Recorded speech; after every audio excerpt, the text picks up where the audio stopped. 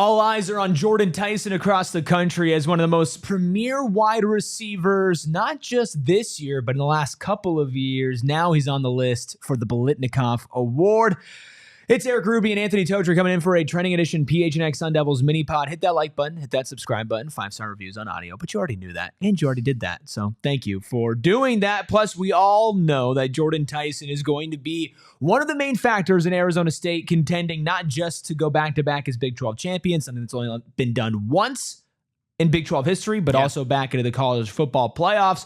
And in order for that to happen, they're going to need him to have one hell of a season. And he's officially been named to the Biletnikoff Award watch list on Wednesday morning. Totri, no breaking news pod because this was not a surprise. Yeah, absolutely. Not at all. I mean, you look at what he did in 2024, right? 75 catches, I was going to say over 1,100 yards, 1,101 receiving yards. You would be correct to say correct. over 1,100 yards. 10 receiving touchdowns and an average yards per reception of 14.7 yards per catch.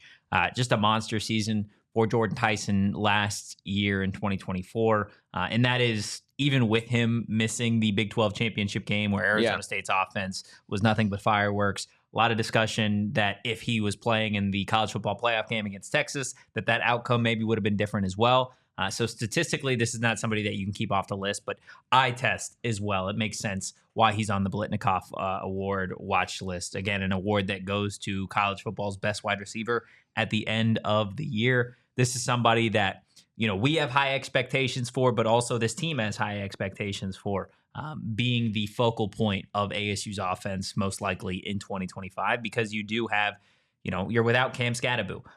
So I think... What? Yeah, just breaking news. So obviously Jordyn Tyson has, big expectations this season, but also you look beyond just 2025. And this is somebody that is recently projected to be a first-round pick, maybe the first wide receiver off the board in the 2026 NFL draft.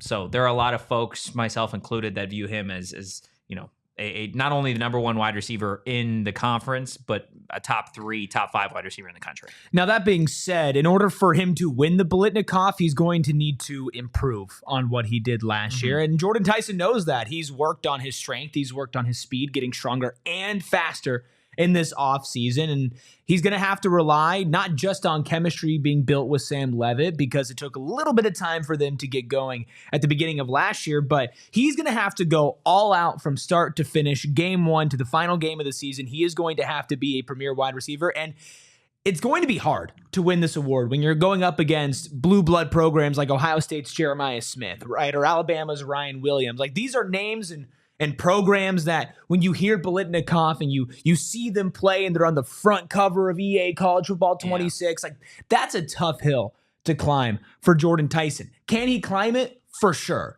But it's going to be hard for him. And I think even more so than a Ryan Williams or a Jeremiah Smith, he's going to have to surpass the expectations that have been set on him in order for him to actually walk away with this award at the end of the season. Yeah, and I mean, he does have an advantage over those two, given the fact that Sam Leavitt's back at quarterback, right?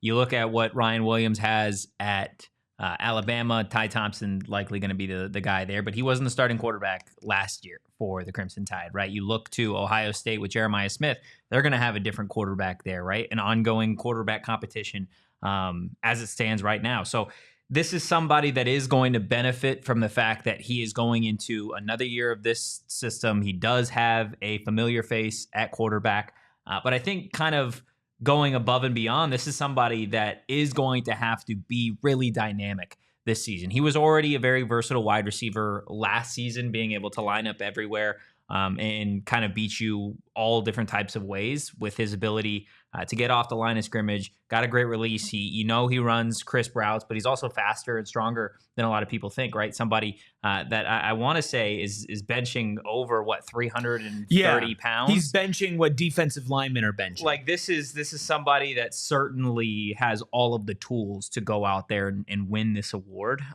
So I think when you look at what it's going to take in 2025, well, aside from his own personal success, it is going to take team success. This is not only an award for the best wide receiver, but let's be honest, it's also a award of recognition. If you're somebody that's a dominant wide receiver on a 3-9 football team or a 6-6 football team, it's great. You had a great year, but you're not going to win the Biletnikoff Award, which goes to, of course, the nation's best wide receiver. This is somebody that is going to have to be pivotal in ASU season. They're going to have to win games off the hands and the back of Jordyn Tyson. And I think if they do so, then all of those other things, right, the awards, the NFL discussion will follow suit. Yeah, and Kenny Dillingham talked to us about that at Big 12 Media Day when I believe one of us asked, like, how does your team balance out being in contention for all these awards? Obviously, Sam Levitt for a Heisman, right? Xavier Alford wants to be a first-team All-American, right? Like, these are things that come as individuals. And his response is, we all know that none of that happens unless this team is good. Correct. But that being said,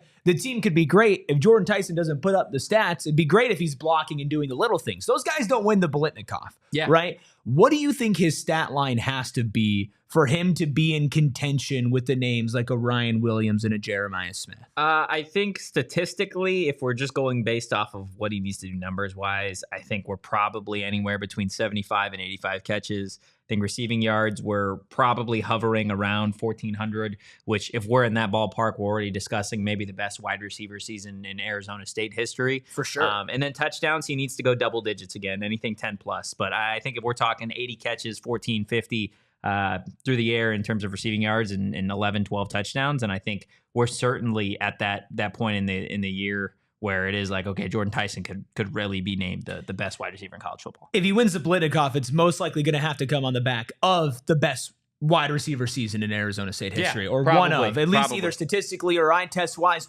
And of course, there's the elephant in the room, and nobody likes talking about this, but this is somebody who has dealt with injuries in the past, obviously sitting out 2 seasons ago because of a devastating lower body injury, and then last season, at the end of the season, breaking his collarbone. He's going to have to stay fully healthy the whole year.